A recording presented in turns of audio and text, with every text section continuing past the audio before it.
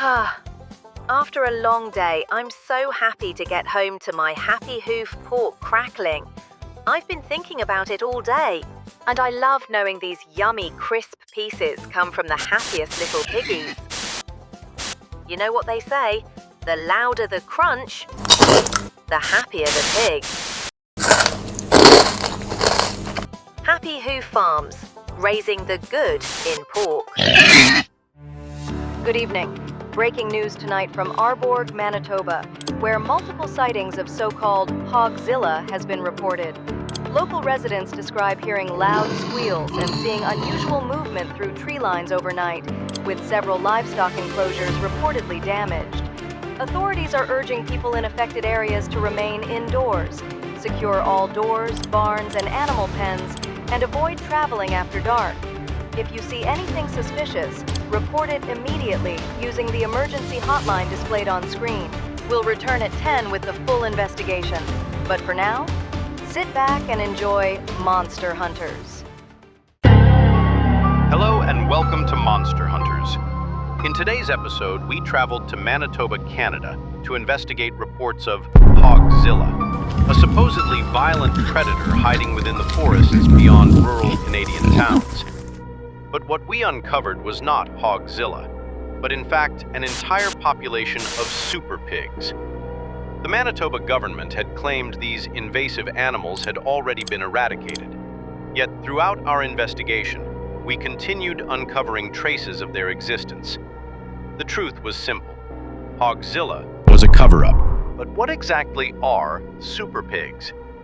SuperPigs are a breed of pig originally created through industrial farming during the 1980s through the crossbreeding of wild boar and domestic pigs for intensive pork production. Their bodies were engineered entirely around human demands for efficiency, scale, and profit. However, during the mid-2000s, the industry collapsed. Farms shut down, animals escaped or were abandoned, and many were left to survive within the harsh Canadian wilderness. Over time, environmental stress triggered epigenetic changes that reactivated dormant wild boar traits within their DNA. Within only a few generations, they feralized, becoming almost indistinguishable from wild boars, yet larger, more resilient to cold temperatures, and capable of reproducing rapidly. But the damage was never limited to the animals alone. Agricultural expansion stripped biodiversity, destroyed habitats, and reshaped treaty lands belonging to indigenous communities. So today's episode is not about hunting Hogzilla. It is about investigating the true monster, industrial farming corporations. So sit back and enjoy today's episode, APORKALYPSE. While researching further into the topic, we discovered a group of activists based in Arborg, Canada, attempting to rethink how humans respond to feralization. Their proposal introduces a new network of SuperPig safe houses designed to provide food stability and security as a way of slowing their uncontrollable spread. More broadly, the project positions SuperPigs as part of a wider ecological shift in which animals increasingly return to feral states. On our first visit to the site of the prototype in Arborg, the impact of industrial farming was immediately visible.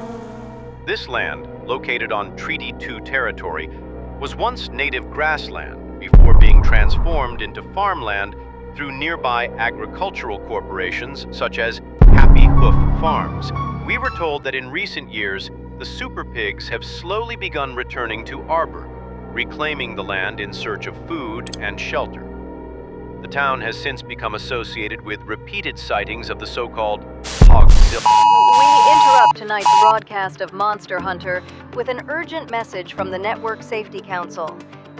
We have been informed that tonight's episode has begun spreading falsehoods and dangerous misinformation regarding so-called SuperPigs and their ties to Happy Hoof Farms. Effective immediately, we will be terminating this broadcast. You cannot stop this broadcast. The truth will be exposed. We now pass on to John, lead activist. Thanks, Roger. Before designing the proposal, it was important to understand how SuperPigs inhabit this harsh landscape. To do this, we repurposed hunters' trail cameras positioned throughout the surrounding forests, treating the SuperPigs not simply as animals to monitor, but as architects of the project itself. From these observations, 6 recurring spatial conditions emerged: openness and enclosure, orientation, positioning, thermal comfort, height, and width. These principles became the project's architectural language. This research was accompanied by a comprehensive SuperPig design guide. The guide documents the design language, construction methodology, and spatial systems behind the SuperPig safe houses, while also including information on the pigs themselves. The guide allows communities to respond to their own environmental conditions and local landscapes. The proposal consists of a network of 8 modular adobe and rammed earth structures positioned along migration routes. Each module responds to behaviors linked to feeding, sleeping, and farrowing, aiming to reduce stress-driven aggression while supporting safer reproductive patterns.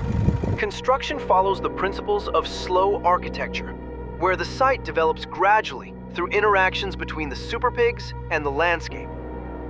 Planting strategies encourage them to root and create scraps into the ground, whilst establishing seasonal food sources. Displaced soil is then combined with pig waste to produce the project's newly developed material, APORKALYPSE bricks. Pig waste is one of industrial farming's most environmentally damaging byproducts, commonly stored in waste lagoons that release methane and spread diseases such as E. coli. The project instead transforms this waste into a construction resource. As seasons shift, changes in diet alter the color of the bricks, turning the architecture into an environmental record. The first structure introduced was the rest area, positioned at the edge of the site. It provides temporary accommodation for researchers and hikers while gradually reintroducing human presence to the site following generations of industrial abuse. Next, feeding stations were introduced to reduce aggression linked to food scarcity.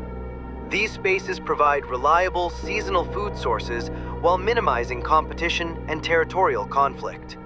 By reducing stress around feeding, the proposal aims to discourage migration into nearby settlements. During winter, 2 nesting structures are introduced: partially submerged farrowing nests for birth and early protection of piglets, and larger communal sleeping nests for the wider sounder.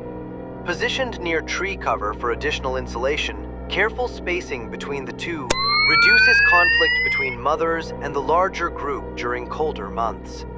Over time, additional social and wallowing spaces developed naturally through repeated occupation and movement across the site. As construction progresses, the SuperPigs continue shaping the architecture themselves by bringing foliage for insulation during winter and removing it during summer. The system adapts to the animals rather than forcing adaptation onto them. But the project does not end in Arborg. What began as a single prototype expands into a wider network across Canada's post-industrial landscapes. Each safe house is adapted to its surrounding environment. As the network moves into industrial and urban territories, abandoned agricultural infrastructure becomes part of the proposal, bringing the investigation back to where it began. Happy Hoof Farms. Officially, the site remains closed due to dangerous structural conditions. However, leaked footage and local testimony suggest a much longer history of contamination and industrial abuse. When we entered the site, it was no longer abandoned. The SuperPigs had already occupied the structures. Following their lead, we began reclaiming the spaces of industrial agriculture. The former slaughterhouse was transformed through adaptive reuse. Processing halls became communal feeding and social spaces designed to reduce overcrowding and conflict, while silos were converted into insulated sleeping and farrowing nests for winter protection. Sections of corrugated steel walls were removed to create open circulation routes and migration pathways. In turn, the SuperPigs start reshaping the architecture which shaped them. And so, the legend of Hogzilla changed completely. The monster was never a beast hiding beyond the outskirts of a small Manitoba town. No, the real monster was hiding within the town, all along.